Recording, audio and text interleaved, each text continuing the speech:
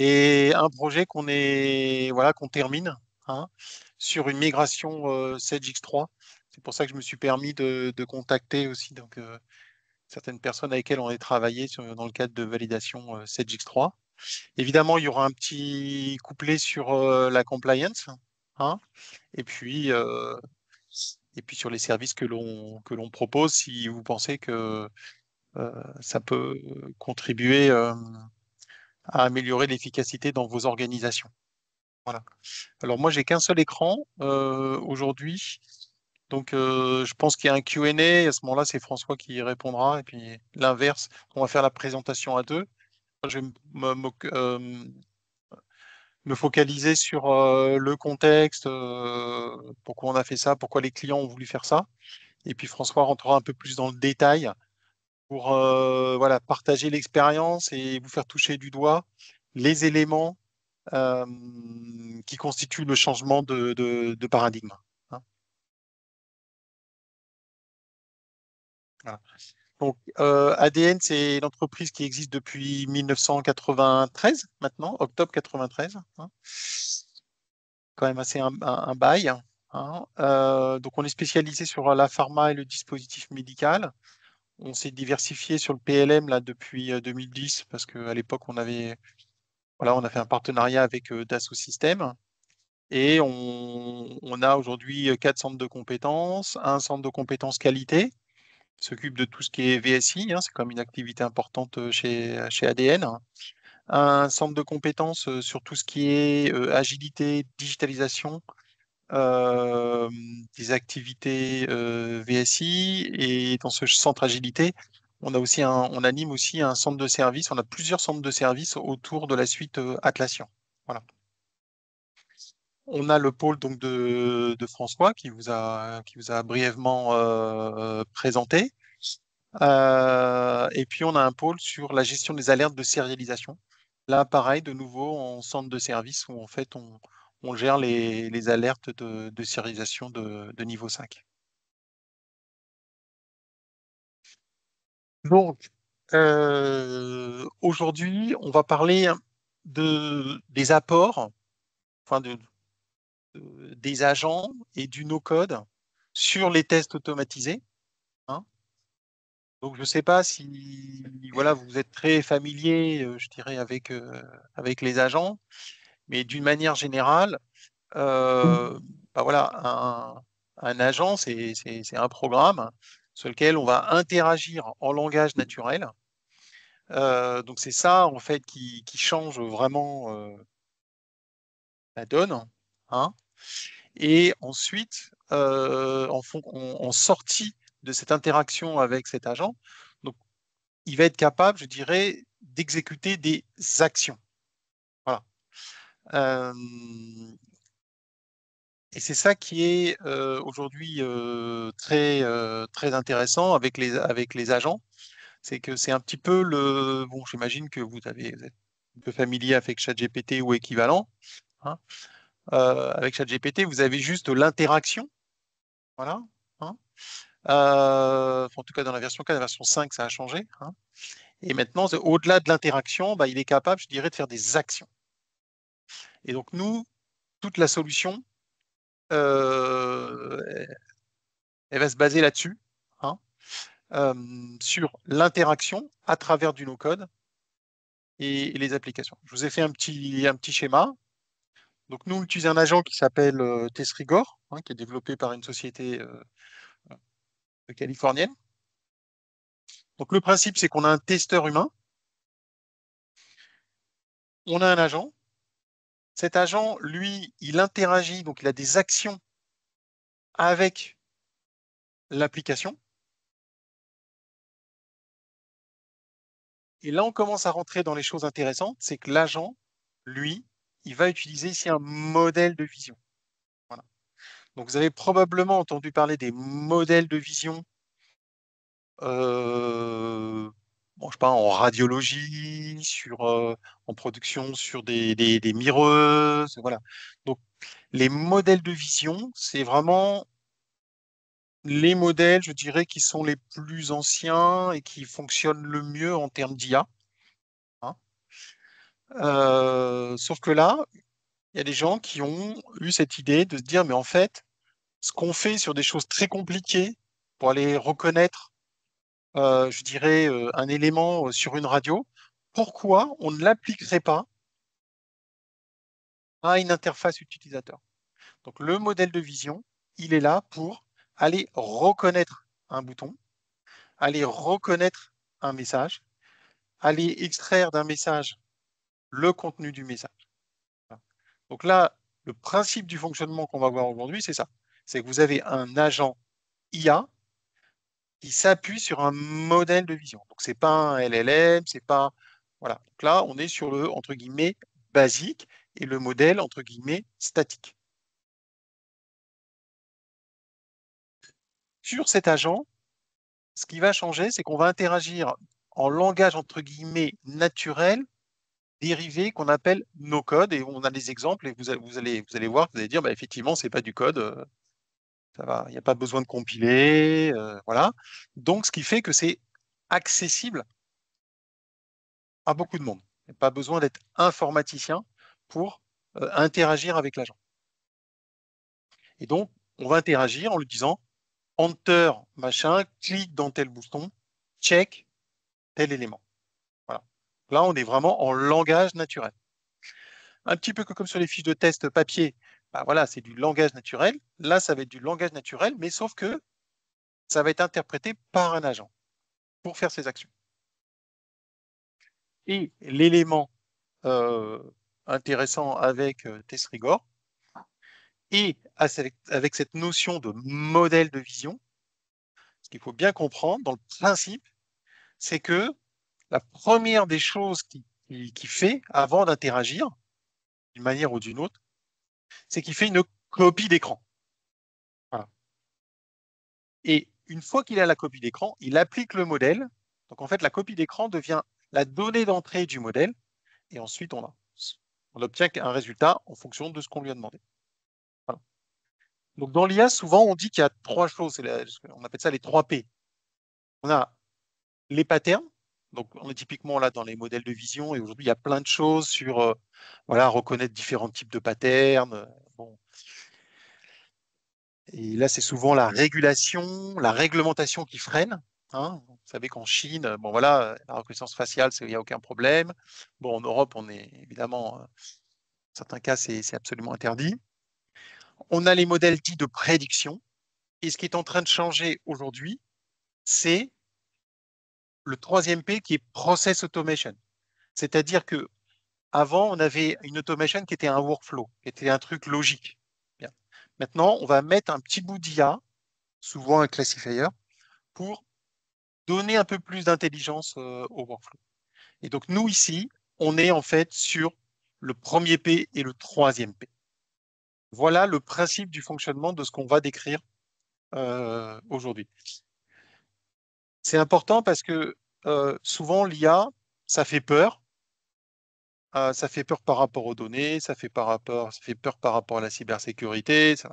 Donc, avoir un peu une vision de l'architecture de, voilà, dans quelle architecture je mets les pieds, bon, ça permet déjà de rassurer, quoi. Donc là, il n'y a pas d'apprentissage, ok, puisqu'en fait, on utilise des modèles de vision qui sont déjà éprouvés, quoi, hein. Donc, il n'y a pas de problème d'apprentissage, enfin, qu'il n'y a pas d'apprentissage, bah, il n'y a pas de problème de fuite de données. On va y revenir après. Donc, retour d'expérience, preuve de valeur MES SAP. Je regarde mon timing parce que là, je parle beaucoup, il est déjà un quart, hein. Donc, on avait un contexte industriel de gens qui ont un MES spécifique, hein, Manufacturing Executing System, euh, déployé sur 12 usines de production. Évidemment, au bout d'un moment, se pose la question de la refonte technique du MES et ils y vont progressivement, hein. Mais disons que cette refonte technique, bah, elle les a obligés à faire plus de releases et à déployer ces releases, mais à une échelle importante. Et régulièrement, bah, ils ont des problèmes parce que c'est du spécifique. Hein. Ils avaient une équipe IT intégration qui faisait des tests, qui programmait des tests, mais qui programmait des tests par fonction. Mais ils n'avaient pas de capacité en fait à faire des tests end-to-end user. Ils ne savaient pas faire. Ils avaient fait des tentatives avec des outils comme Selenium ou d'autres choses, mais c'est des outils de l'ancienne génération qui utilisaient vraiment du code. Il faut vraiment coder. Alors dans le meilleur des cas, c'est du Python, mais souvent, c'est du Java, il faut compiler, il faut le déployer. C'est pas simple. Et donc, ils avaient abandonné. Et quand on est allé les voir, bah, évidemment, quand vous allez les voir, quand vous allez voir des clients, ils vous disent, première chose qu'ils vous disent, ah oui, mais est-ce que c'est rentable ou c'est que ça pourrait être rentable? Et la première chose qui leur est venue à l'esprit, c'est de dire, ah, effectivement, sur le MES, là, on ne sait pas faire. Ça serait bien de voir si ça peut nous aider. Parce que le ROI, il était simple, c'était l'arrêt de production pendant une demi-journée, pendant une journée. Là, tout de suite, hein, ils savent quantifier. Donc, il y avait plusieurs objectifs. Être capable de déjà de programmer, entre guillemets, les tests de non-régression. Hein. Donc, valider la capacité de l'agent à automatiser l'ensemble des tests de non-régression. Voilà. Donc, il fallait déjà être capable de montrer qu'on était capable d'exécuter le test. Hein. Il voulait vérifier que effectivement c'était no code, qu'il n'y avait pas besoin de mettre de code et que c'était accessible. Hein. Ils avaient aussi un truc tout bête, et ça c'est vrai que c'est pas si simple. Il y a deux choses qui sont pas si simples aujourd'hui avec les outils d'automatisation classiques. C'est tester les graphiques, ça c'est pas simple. Et puis ensuite tester des étiquettes, tester des fichiers qu'on download, vérifier, etc. Et évidemment, les étiquettes dans un MES, oui, c'est critique. Voilà. Et l'autre élément qu'ils voulaient avoir, c'était de dire, dès le départ, ils ont dit, ah ouais, mais dans le MES, on a quand même un problème souvent. OK, il y a les tests fonctionnels, mais il y a aussi tous les prérequis qu'il nous faut pour réaliser les tests. Et souvent, ça nous prend plus de temps. Voilà. Donc, en fait, pour eux, c'était intéressant de savoir s'il était capable de générer les données en amont dans SAP, OK, vérifier que ça descendait bien au niveau de MES, et voilà. C'est vrai que dès qu'on commence à rentrer dans l'automatisation des tests, se pose la problématique des jeux de données d'entrée. Hein. Donc là, je vous ai mis le guide ISPE, Artificial Intelligence Guide, qui recommande sur ce type de projet, effectivement, de faire un POC. La première étape, c'est voilà, faire un POC avant de rentrer dans le cadre d'une dimension un peu exploratoire. Voilà. Donc, on a eu une phase de cadrage. On a eu une discussion approfondie avec l'équipe sécurité. Parce que la première chose, dès qu'on a parlé d'IA, on dit, ah oui, mais alors nos données, est-ce qu'on va les partager, pas les partager? Bon. Donc, à partir du moment où on a expliqué qu'on était sur un modèle de vision statique et qu'il n'y avait pas d'apprentissage, tout de suite, les gens étaient plus rassurés. Hein. Comme on travaille avec la plateforme TestRigor, on a pu montrer tous les certificats ISO 27001, les tests les tests de sécurité qui étaient faits sur les modèles, etc. Ça les a rassurés. Et le retour d'expérience qu'on peut faire là-dessus, c'est qu'on a passé presque plus de temps, enfin, on a passé un temps significatif pour discuter avec la sécurité, pour discuter, comment on a accédé à l'application. Et puis en fait, ça s'est terminé. Bon, en fait, c'est assez simple.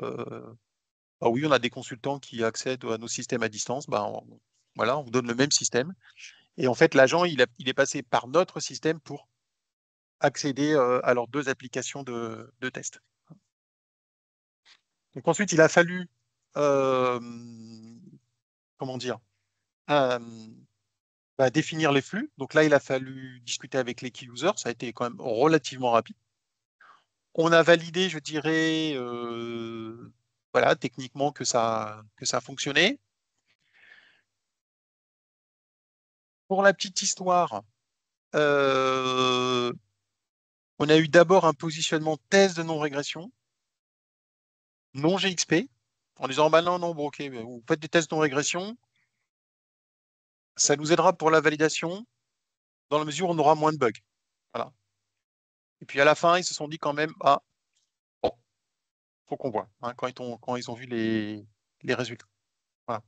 Donc ça a été quand même assez rapide, hein. Et en temps, la durée, on a mis un mois et demi, mais en fait, sur ces un mois et demi, on a presque passé. Enfin voilà, il y a eu surtout beaucoup de temps sur les discussions pour remettre les accès au système. On a été beaucoup plus vite avec d'autres clients. Donc, on a livré des scripts de contrôle du MES, des scripts pour automatiser, je dirais, SAP, alors avec l'interface SAP GUI. Voilà. Donc, on a déclaré l'OF dans SAP, puis ensuite, on a vérifié qu'il redescendait bien dans le MES. On va, François, vous en parler. Bah, évidemment, on avait la question de la gestion des profils, hein, et on a généré, je dirais, toutes sortes de rapports. Je vais accélérer un petit peu parce que pour sur le. Voilà. Donc, je te Ouais, laisse, François. Alors, je ne sais pas si moi, il faut que j'arrête peut-être de partager, que tu partages de ton côté, comme ça ouais, sera parce que là, peut-être plus j'ai pas simple. ouvert moi de mon côté. Enfin, je pense que tu peux laisser le partage, hein. On fera juste que tu cliques de temps en temps OK. En quand je te dirai. fait, non, c'était juste pour savoir s'il y avait des questions dans le chat. Pour l'instant, je n'ai pas vu Euh, d'accord. de Est-ce que pour l'instant, questions. tout est à peu près clair? Bon, Passer alors, OK. aux exemples,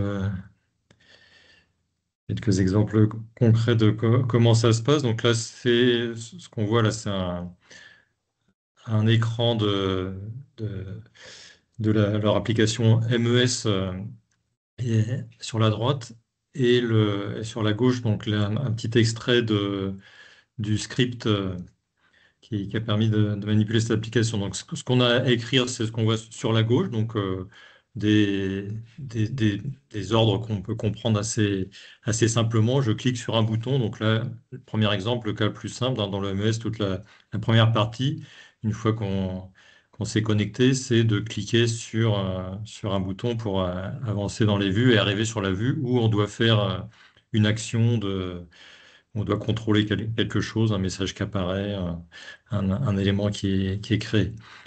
Donc, bon, on- si on avance un petit peu, donc la première chose, le clic sur les différents boutons qui apparaissent avec des, des, des chaînes textuelles qui sont faciles à reconnaître. Donc, dans le modèle de vision, voilà, le- l'outil, il sait retrouver une chaîne sur un écran où qu'elle soit. On n'a pas besoin de lui dire c'est dans la telle fenêtre, à telle position.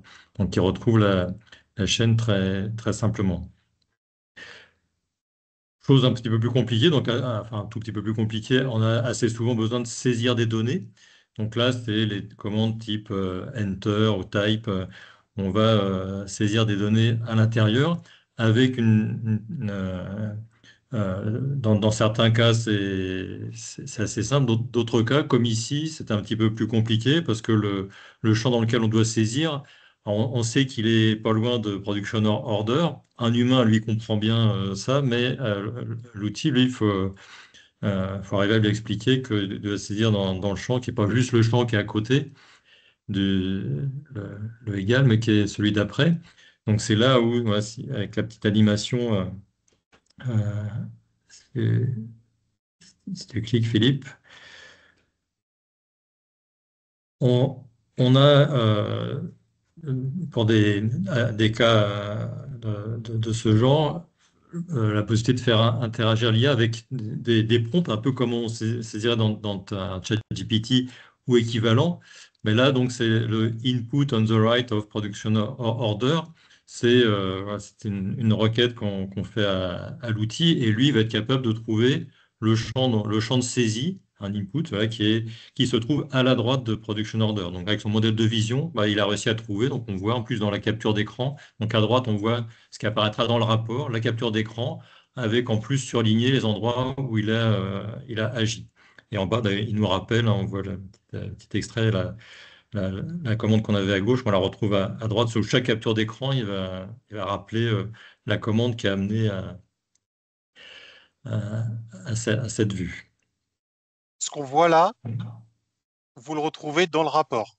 Vous avez Exactement. ce qui est exprimé en langage naturel là, et en même temps, où c'est qu'il a été.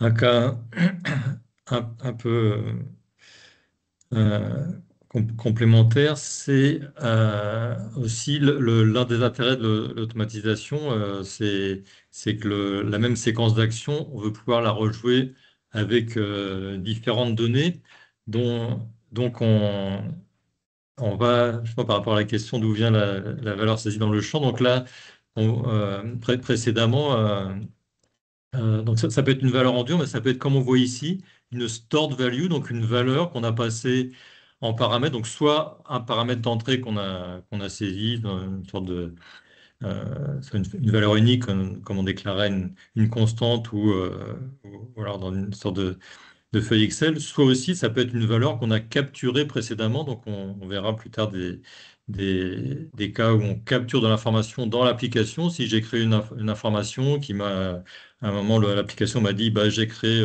telle donnée avec tel identifiant, on peut capturer ça pour la réutiliser plus tard dans le script.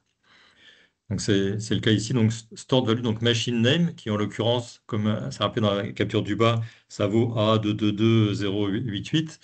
Donc c'est une donnée hein, qu'on a, en l'occurrence, on l'avait capturée précédemment dans l'application. Et donc on la retrouve dans cette saisie-là, dans cet écran-là, et on est capable de dire à, à l'application de cliquer sur la chaîne qui correspond à la valeur qu'on avait stockée.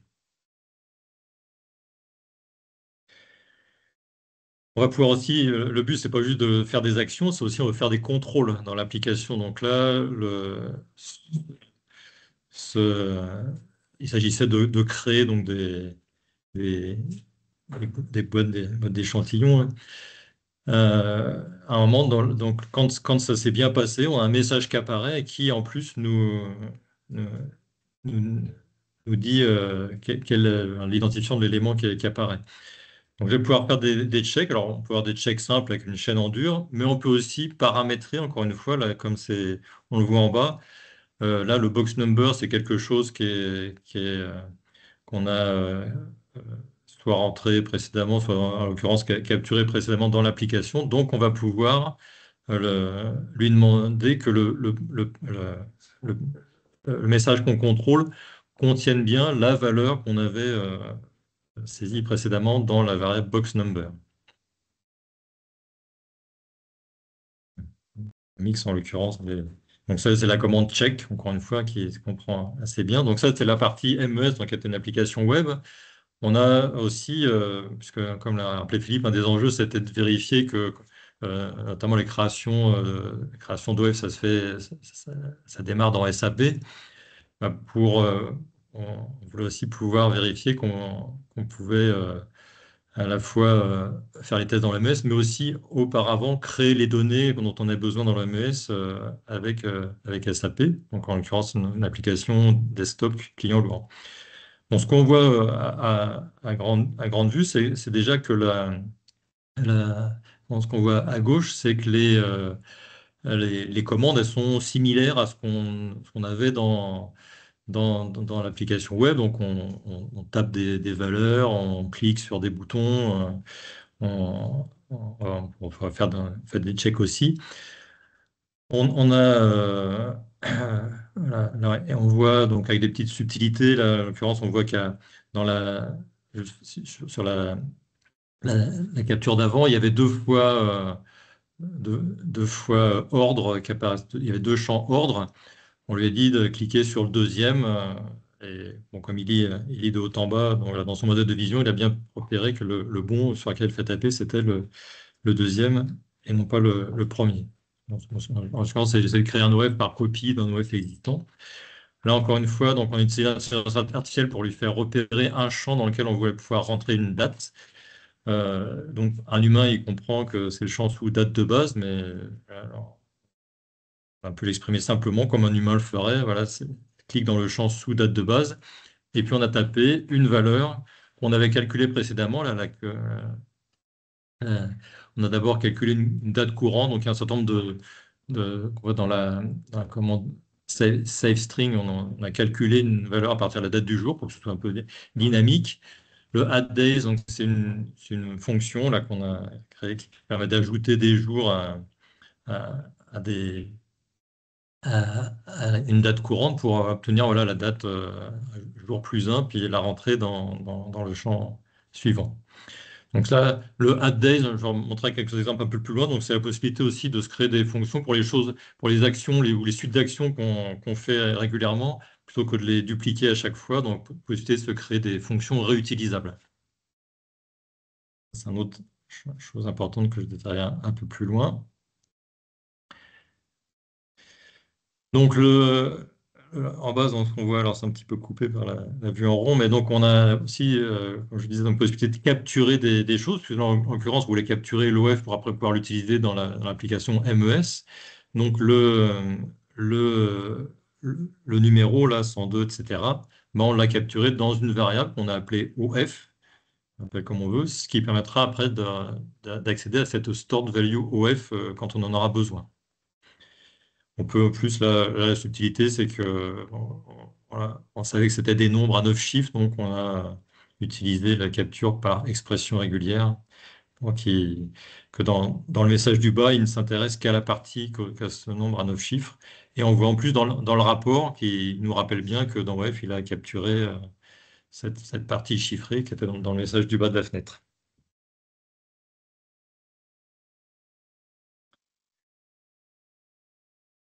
Dans cet autre exemple, ça va être un petit peu coupé, là, c'est la partie du haut qu'on voyait, la connexion à l'application. C'est quelque chose qu'on va utiliser assez souvent. Donc, la fonction de login, plutôt que de la mettre dans chaque test, ben, on l'a déportée dans une fonction réutilisable. Donc, voilà, ça clique sur SAP, ça clique sur le bouton connexion, ça rentre le login, le mot de passe. Donc, c'est une séquence d'actions qu'on va pouvoir réutiliser. Donc, cette notion de reusable rule. Et puis, dans certains cas, donc on a eu très peu à le faire, mais donc le détail là, du add days, c'est une petite fonction JavaScript. Donc, on a la possibilité, en l'occurrence, hein, pour rappel, donc c'était d'ajouter un certain nombre de jours à une date fournie en entrée. Voilà, on a pour ces sortes de petits calculs possibilité de faire de JavaScript. Mais c'est vraiment à minima, on a très très peu à le faire.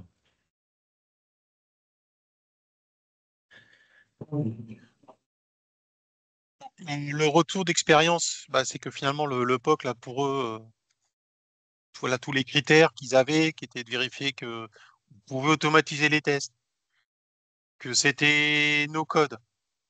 Alors, on était transparent avec eux, on leur a montré un petit peu le JavaScript et tout. Ils ont dit, bon, bah, ok, mais par rapport à ce qu'ils avaient vécu, c'était, voilà, il y a vraiment un saut, hein. Il y a autre chose aussi qui est apparu, c'est le temps d'exécution qui est quand même remarquablement faible. C'est-à-dire qu'une fois qu'on a mis au point les scripts, l'exécution en elle-même, et notamment la conservation des preuves sous forme de copie d'écran, euh, l'exécution elle dure, enfin pour un script, ça va être, je sais pas, une trentaine de secondes, une quarantaine de secondes, etc. Hein. Euh, et donc là, effectivement, c'est prometteur. Euh, dans le sens où, en plus, nous, on a travaillé avec un seul agent. Donc, en fait, l'agent, qu'est-ce qu'il prend, lui? Il prend tous les scripts qu'on lui demande et puis il les exécute les uns derrière les autres. Si vous voulez paralléliser, à ce moment-là, vous augmentez le nombre d'agents. Voilà. Donc, ça, c'est aussi comment dire, quelque chose de très intéressant pour libérer du temps des key users. Parce qu'en fait, là, la valeur, c'est ça. C'est que on automatise, on crée un patrimoine de tests automatisés qu'on va pouvoir dérouler à loisir et libérer du temps de key user pour vérifier, quoi. Hein. Le retour d'expérience, c'est que quand on automatise, bah oui, il faut une connaissance métier et applicative, parce que là, il n'y a pas d'approximation. Le script, il faut qu'on dise cliquer à tel endroit, faire machin, etc. Donc là, il y a une grande aide de l'IA pour qu'ils reconnaissent les boutons, hein, les contrôles, etc. Mais quand on automatise, ouais, là, bon. Là, faut vraiment bien connaître, quoi. On peut pas faire du test généraliste high level en se disant, bah non, c'est le métier qui va se débrouiller. Donc là, non, le transfert de la connaissance métier, bah, il est dans les scripts pour avoir cette valeur de pouvoir exécuter à loisir, quoi.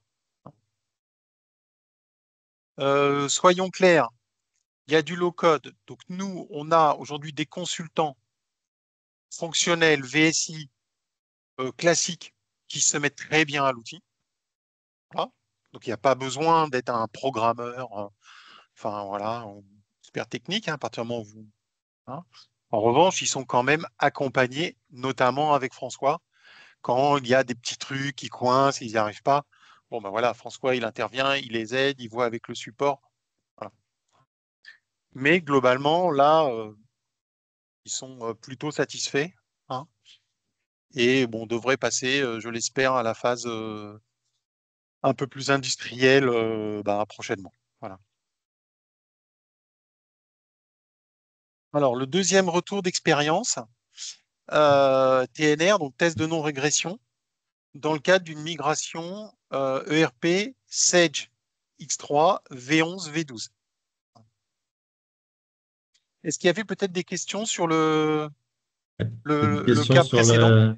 par rapport à la maintenance en no-code. Donc, ce qu'on a vu, parce que c'était intéressant, enfin, ce qu'on va parler dans le passage de V11 à V12, c'est qu'on avait, quand on a commencé à faire des scripts en V11 et qu'on les a exécutés en V12, on a eu finalement très peu de rework, hein. Il y a eu un moment, bon, il y a un bouton qui s'appelait agrandir, après s'est appelé maximiser, donc on a changé des choses comme ça, mais la maintenance est très, très légère parce que à partir du moment où les champs sont présents ou qu'ils soient dans la fenêtre, les, les- le script les retrouve. Donc Hmm. il faudra Ok. vraiment que la logique, même la logique dans l'enchaînement des écrans, finalement, tant qu'elle est la même, on n'a rien à changer au script. Hmm. Là, le contexte, je pense que c'est un contexte assez classique en fait. Donc ils étaient en V11, ils voulaient passer en V12 pour en fait trois raisons, hein. Première raison, c'est qu'ils voulaient mettre un outil d'ordonnancement. Et peut-être avant que tu continues, il y a une question, je pense, qui est intéressante, c'est Ah, est-ce je que l'ai pas l'agent vu. Ouais. est-ce que l'agent est capable de conclure quant à la conformité du test in fine? Donc, Oui. Hmm. je pense que Hmm. l'idée, hein, en général, derrière, il y a quand même un humain. Donc, le test, lui, donc, il va collecter toutes les preuves et, euh, et, et statuer sur les checks qu'on lui a demandé. Il est capable de lui dire si le check est bon ou pas bon. Ça ne veut pas dire que derrière, il n'y aura pas un humain qui devra faire une revue des résultats de test, de rapport de test. C'est ça le. Human in the loop, on va en parler effectivement. Hmm. Oui. Alors, je reviens à mon deuxième cas.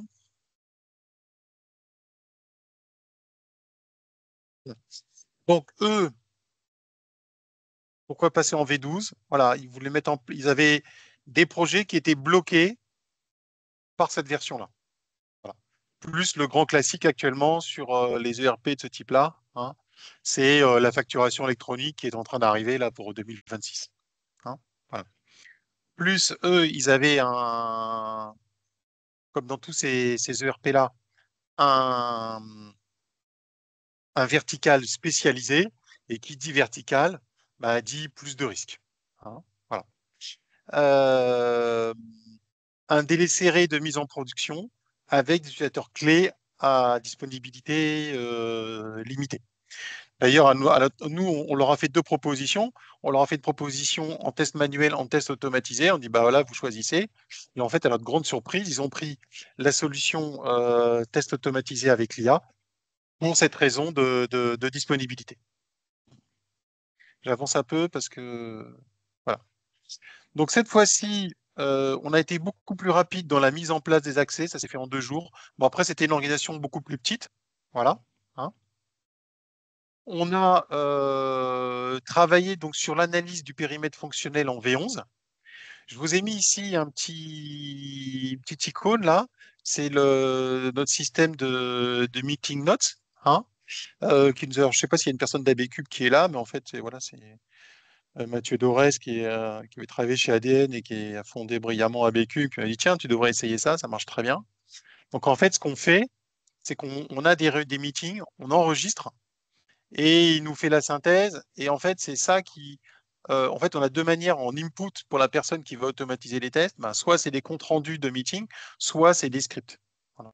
Donc nous, aujourd'hui, on fonctionne pas mal avec la vidéo parce qu'on a des explications, puis en même temps, on a la synthèse. Voilà. Ensuite, on a fait une automatisation. On a commencé à faire l'automatisation sur la V11 parce que la V12 n'était pas encore disponible. Ok.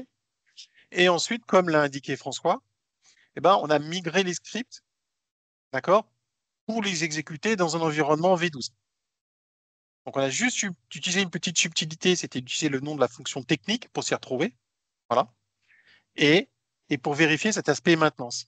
Et là, on a pu vérifier que finalement, effectivement, la maintenance, on est passé Voilà. d'une interface à une autre qui est certes Il y a similaire deux mais fonctions, différente. Voilà. il y a deux fonctions importantes qu'on a, des règles utilisables, la fonction de login et la fonction de recherche de fonctions SAP. Donc les deux diffèrent un peu entre la V11 et la V12. Donc on les a juste réécrites en V12 et tous nos scripts ont refonctionné à quasiment à 100% en passant de V11 à V12. Alors, je vois que le temps court.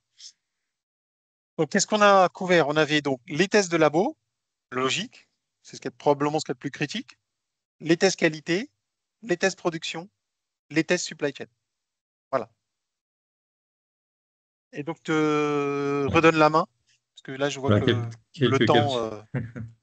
quelques captures d'écran, voilà, sur un script assez critique, donc création de commandes d'achat. Donc le, le script, voilà, on lui dit de cliquer sur nouveau, il est capable de trouver le bouton. Donc c'est un exemple intéressant parce que c'est un bouton qui n'a pas de texte, mais en l'occurrence, il arrive ça correspond à un texte qui est caché derrière, qui apparaît dans la bulle d'aide, qu'il arrive aussi à retrouver. On lui rentre ici une valeur de fournisseur, hein, qui est une stored value dans le champ fournisseur, hein, sur lequel on a cliqué précédemment. Autre chose qu'on a à faire régulièrement, c'est se déplacer dans les fenêtres. Parce qu'il faut, donc là, on lui dit en l'occurrence de descendre sur le panneau de droite, parce qu'il y a à gauche, on voit la liste qui a un scroll bar et à droite, il y a une autre scroll bar. Donc, en utilisant encore une fois l'IA, on est capable de lui dire de descendre en utilisant la, la scroll bar de droite jusqu'à ce qu'un champ soit visible. Et là, de cliquer ensuite sur une petite flèche Edit Picker pour ouvrir une liste qu'on va voir dans la capture suivante pour enfin cliquer sur la valeur laboratoire. Donc Et c'est c'est ça, c'est ça qu'il faut apprendre à maîtriser un petit peu, quoi. Voilà. Donc, c'est du langage naturel, mais avec quelques verbes un peu particuliers, quoi. ils seront propres à. Donc on est dans le stage dans SAP, il y a des petites subtilités. Voilà, donc la capture, ça a ouvert la liste. Donc cliquez sur la petite flèche Edit Picker, ça a ouvert la liste et on choisit la valeur. En l'occurrence, une valeur directement en dur. Encore une fois, donc on scroll down jusqu'à voir un certain état pour ensuite cliquer sur une checkbox qui est, qui est en dessous, qui s'appelle complet, donc il nous indique bien là où il va cliquer. Et la dernière capture d'écran qu'on verra aussi dans le rapport, c'est une fois qu'il a fait le clic, on voit bien que complet a bien été euh, Activé. Mm. activé. Voilà. Donc, en fait, voilà, le modèle de vision, lui, il a besoin des copies d'écran, quoi.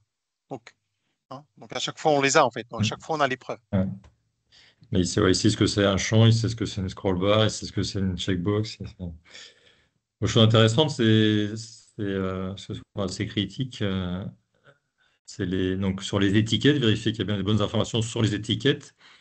Donc là, donc on a une séquence d'action bon, qui peut paraître, là, il y a quelques lignes un peu plus complexes, parce qu'il faut récupérer le fichier. Donc on vérifie qu'il est téléchargé et après, donc, on va pouvoir l'afficher pour faire un certain nombre de contrôles.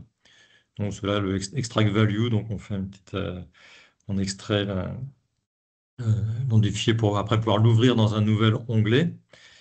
Donc ça, on l'a fait aussi sur d'autres. On l'a fait aussi d'ailleurs pour le cas précédent. Donc c'est une séquence d'action toujours assez similaire. Et après, donc on va pouvoir faire des contrôles, donc des checks avec à nouveau un peu d'intelligence artificielle.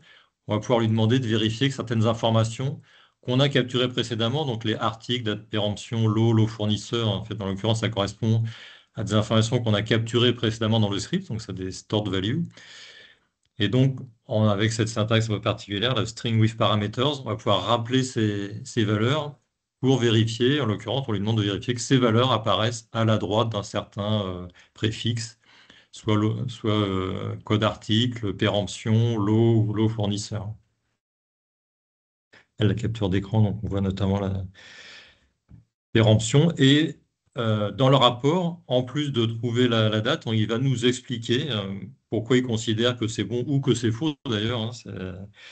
Un check, si le check échoue, on aura effectivement un retour d'erreur. Et là, en l'occurrence, donc le check avait réussi. Il nous explique pour- pourquoi il a bien trouvé la valeur donc date péremption qui correspond donc au 10 septembre 2026. C'est un test Donc récent. là, on voit que on a vraiment un changement de paradigme, hein, par rapport à ce qu'on fait aujourd'hui, soit en Word, soit dans un outil de test, hein. Parce que là, on a à la fois la description du résultat attendu et l'analyse du résultat attendu. Voilà.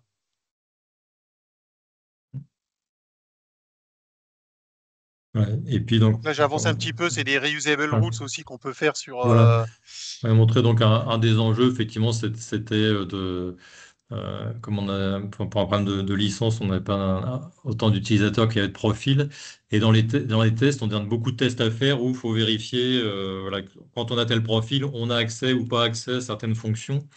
Et donc, la fonction de positionnement du profil d'un utilisateur, donc voilà, on l'a mis en reusable rule qui apparaît à droite, et ce qui fait qu'après, dans les scripts terminaux, une fois que c'est écrit, on a juste à appeler le set function profile en passant en paramètre le user sur lequel on va positionner le profil et le nom du profil, en l'occurrence donc ZDLab en responsable laboratoire. Je me permets Voilà. d'accélérer un tout petit peu pour Voilà. être juste à peu près dans le timing. Alors moi, je vois pas les questions. Je sais pas s'il y a des questions, François. Là, j'en ai pas eu depuis la question sur D'accord. sur le human in the loop pour Ok. l'analyse Hein. des rapports. Donc là, pour que ça marche, bah, je dirais qu'il y a vraiment trois points, hein. Bah, c'est de comprendre le fonctionnel, comprendre l'applicatif, comprendre les règles de gestion critique.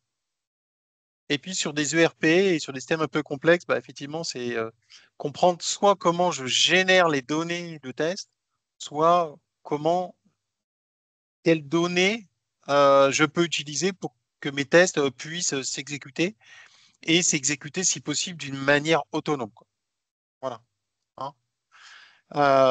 Et après, bon, vous avez vu, je pense qu'il faut quand même un support technique pour arriver à rendre les choses plus modulaires et faciliter la maintenance. Voilà, avec ces fameuses reusable rules.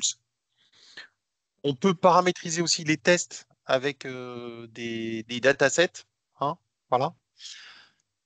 Donc voilà, c'est un exemple où là, vraiment, le modèle de vision, il a quand même été très utile parce qu'on devait passer de V11 à V12 et la V12, elle a été disponible que très tardivement. Et en fait, bah, là, on a vraiment pu utiliser, enfin, bénéficier du modèle de vision et le fait que, bah, en travaillant en low-code, on a une maintenance des scripts automatisés beaucoup plus rapide. Hein, voilà. Et puis, bah, évidemment, quand on exécute, bah, les key users, ils n'ont pas besoin d'être là. Alors, un petit volet sur la compliance, il nous reste que quelques minutes. Bon, c'est vrai que dans les années passées, mais je pense que ça a quand même bien évolué, hein, mais c'était quand même très documentation. Enfin voilà, la pyramide était plutôt dans ce sens-là. Aujourd'hui, la pyramide, elle est plutôt dans l'autre sens, hein.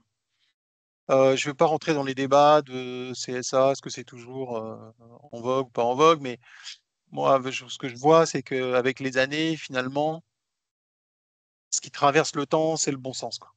Voilà. Donc, ce qui traverse les années, c'est le bon sens.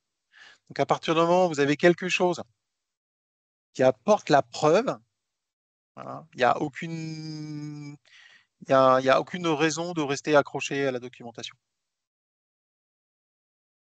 Alors, sur l'aspect IA, bon, vous savez comme moi que voilà, il y a cette révision de l'annexe 22 qui arrive, mais elle traite essentiellement d'utilisation de l'IA sur des processus critiques ayant un impact direct, d'accord, sur la sécurité patient, la qualité produit ou l'intégrité des données. Nous, typiquement, dans notre activité de test, on n'est pas du tout là-dedans. On n'a pas d'impact direct sur le patient, ni sur la qualité produit, ni sur l'intégrité des données. OK. Donc, pour l'instant, nous, ce qui s'applique là, ça serait l'annexe 11 en vigueur, même si le draft de l'annexe 11 aujourd'hui, elle recommande l'utilisation d'outils de test pour faire des matrices de traçabilité. Bon, là, c'est un peu à part du sujet d'aujourd'hui, hein. Mais surtout, nous, notre approche aujourd'hui, en termes de validation, elle s'appuie sur deux arguments. Un, l'argument du GAMP5 seconde édition concernant les outils, euh, où on préconise un rapport d'adéquation plutôt qu'une validation classique.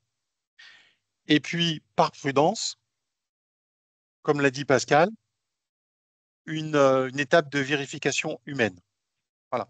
Hein. Puisqu'en fait, là, aujourd'hui, euh, bah, on a tout pour vérifier, puisqu'on a les copies d'écran.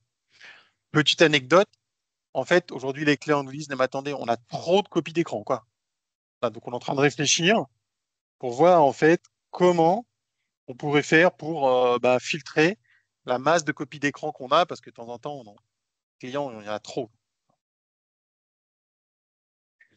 Alors, ensuite, bah, le vertige de l'IA, bien sûr il est sain. Je dirais qu'il est temporaire.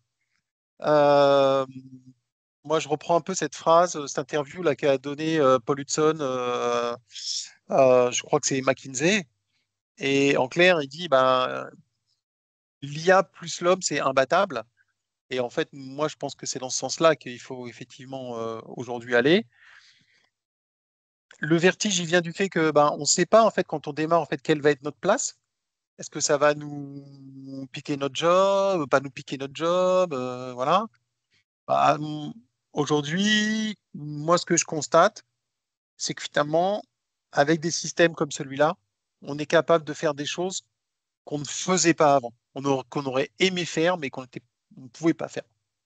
Voilà. Et d'autre part, bah, je trouve que finalement, avec ça, on va libérer du temps key user qui va pouvoir être alloué à autre chose. Voilà. Donc, Human in the Loop, de toute façon, c'est un peu la tendance, hein. Quand vous êtes sur ChatGPT, vous avez toujours un petit message de ce type-là. Voilà. Quand vous êtes sur Atlassian, vous avez toujours voilà. Donc, utilisez, mais vérifiez. Quand vous êtes avec Copilot, c'est pareil. Et sur tous les systèmes, c'est ça. Donc, aujourd'hui, oui, Human in the Loop. Hein. Donc, les services, alors je ne vois pas s'il y a des questions. François, Sauf erreur de ma part, j'ai pas eu de nouvelles questions. Ok, très bien. Donc, les services ADN et les principes. Donc, vous avez compris qu'on s'appuie sur une plateforme qui s'appelle TestRigor. Donc, TestRigor, bah, c'est la techno. Ça va proposer effectivement une intégration avec Azure DevOps ou X-Ray ou des pipelines. OK? Donc, nous, notre différence, c'est qu'on va proposer un rapport d'adéquation selon l'annexe D9 d'ailleurs, pas 9. Hein, voilà. On va proposer effectivement mettre à disposition nos connaissances sur les exigences réglementaires, nos connaissances métiers. On est en train de faire des bibliothèques métiers parce qu'on voit bien que les tests automatisés, on peut aller très très loin. Donc, il y a vraiment un process de capitalisation qui est nécessaire si on veut faire des choses très, très pointues. Il y a des gens qui ont des problématiques d'intégration spécifiques, hein. L'intégration qui est fournie avec Azure DevOps ou X-Ray, c'est un premier niveau, mais on peut faire des choses plus importantes, hein. Et puis, ben, en fait, on s'est rendu compte aussi d'une chose très, très. En fait, ouais, ce qu'on n'a pas tout conscience, c'est que il y a beaucoup de rapports et beaucoup de données. Donc, il faut analyser et pour mettre à disposition des clients, en fait, une synthèse, hein. Et évidemment, bah, on fait la formation et le support en français. Et puis, on peut faire soit des remises d'agents sur les agents, soit, pour commencer, en fait, les gens, ils utilisent en fait nos agents. Voilà. Donc, on est focalisé sur, on vous délivre la valeur, on vous sort les rapports, tout l'aspect infrastructure, etc. Vous vous en occupez pas, on s'en charge. La seule chose, c'est que, effectivement, il faut nous donner, faire en sorte qu'on ait les accès à vos systèmes à tester. Voilà. Alors, aujourd'hui, on est avec Testrigor. Euh, Demain, avec qui on sera? Je ne sais pas. Une chose est sûre, c'est que l'IA évolue très vite. Voilà. Donc, c'est pour ça que nous, aujourd'hui, on a plutôt tendance à dire, OK, on va plutôt se focaliser sur le service avec une relation, je dirais, partenaire à travers un centre de service en trois étapes. Une phase de setup, voilà. Donc, configurer les accès, création des socles initiaux des premiers tests, entre guillemets un petit peu le POC, voir un petit peu comment on fonctionne ensemble avec Fellow, avec des tests scripts que vous avez déjà. Voilà, il faut qu'on se mette d'accord. Une période probatoire pour voir si effectivement le service il vous convient.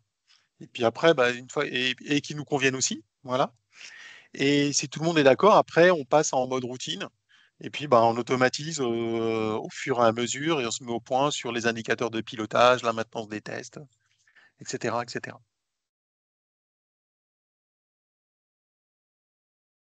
Est-ce qu'il y a des questions? Je dois être à peu près dans le timing.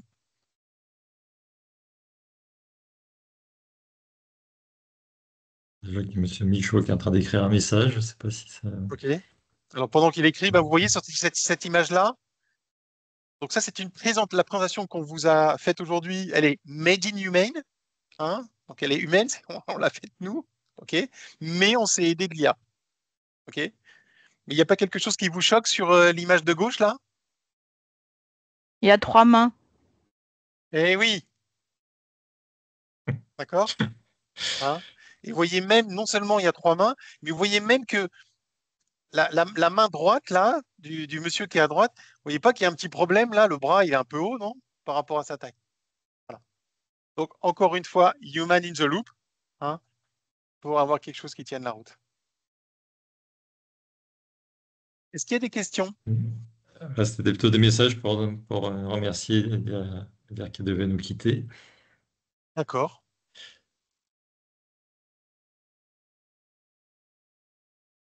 Est-ce que vous avez déjà des initiatives un peu comme ça dans vos organisations ou pas?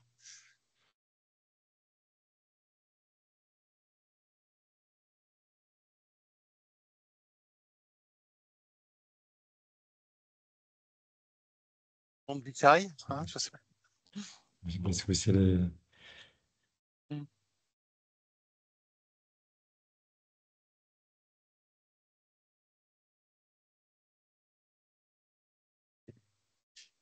Après, Et on inviter peut des lever la main. messages, hein. Ouais, ou lever la main pour qu'on vous donne la parole. Parce que généralement, quand vous avez une question, vos collègues sont intéressés, hein.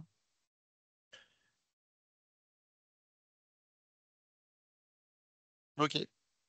Bon. Alors, Pascal qui lève la main. Juste pour dire que ça me semble effectivement très intéressant, très précurseur aussi. Hmm. Voilà, je pense que je sais pas en termes de maturité où en sont les équipes, mais je suis pas sûre qu'on le voit beaucoup. Donc c'est en ça que je dis bravo, toujours à la pointe de la techno, parce qu'effectivement ça me paraît hyper intéressant et Hmm. ça potentialise vraiment l'exécution, les tests et l'utilisation de ces agents. Je pense qu'elle est assez encore, enfin, je suis pas sûre que les entreprises pharma soient vraiment mûres encore pour ça, mais je trouve ça très intéressant. Donc, Ouais. ça commence. Bah, en fait, à ma grande surprise, je pense qu'elles sont plus mûres que même moi je pensais, hein, parce que les deux cas, ça s'est fait assez facilement, hein. Et c'est pour ça qu'on voulait avoir des cas de figure. Là, les cas de figure qu'on vous a donnés, c'est des cas réels, hein. Euh, C'était le premier élément. Et sur les agents et sur ce dont on parle là, bon, on a une journée, on en reparlera, mais on a des initiatives similaires sur les requirements aujourd'hui, hein. Voilà. Aujourd'hui, l'IA peut t'aider à vérifier des user stories, te proposer des écritures de user stories, etc. Toujours avec le même principe de human in the loop, mais il y a, voilà, hein. Mais on en reparlera, je crois, je sais plus, c'est La semaine prochaine, ouais, non? mais non, un truc sur les agences, je crois que c'est Ah, encore un peu plus tard, je d'accord. crois. Ok. Enfin, voilà, hein. Bon, bravo en tout cas, hein. Merci. Attends, je vais essayer de sortir de ça. Eh ben, écoutez, hop, parce que là, je vous abreuve de mes messages, mais je ne sais pas si c'est très, très intéressant pour tout le monde. Eh bien, écoutez, je vous souhaite une bonne journée à tous, hein. Et puis, bah, n'hésitez pas à revenir vers nous si vous avez des questions ou moi, je vous encourage à essayer de faire un POC. Avec 10 000 euros, on est capable de vous faire quelque chose de très intéressant euh, pour éviter de passer à côté de l'opportunité, je pense. Voilà, hein. OK, merci à tous. Beaucoup, Bonne au journée à revoir. tous. Merci, au revoir.